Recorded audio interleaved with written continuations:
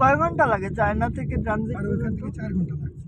আর Guangzhou থেকে Guangzhou থেকে যে ট্রানজিট যেখানে, ট্রানজিটে প্রায় 3 ঘন্টা ওয়েট। তারপর আবার ওইখান থেকে সকাল 9টায় আরম্ভ করতে হবে।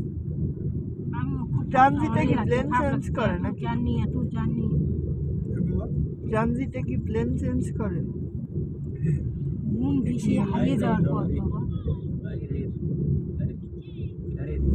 এসি দিয়ে তো ওদিকে ফুল কি বলে হারিয়ে যাওয়ার পর বলো তাহলে মানে ঘুম ক্লান্তি চিন্তা তো মানে আমাদের মধ্যে একমাত্র সারি মনে হয় খেতে পারেনি, মানে বাকি সবাই মোটামুটি খেতে পারছে। তারপর চলে খাইতে যেতে পারছে মানে ওরাও তো কষ্টে মষ্ট অভ্যাস। খাইছে তারপরও।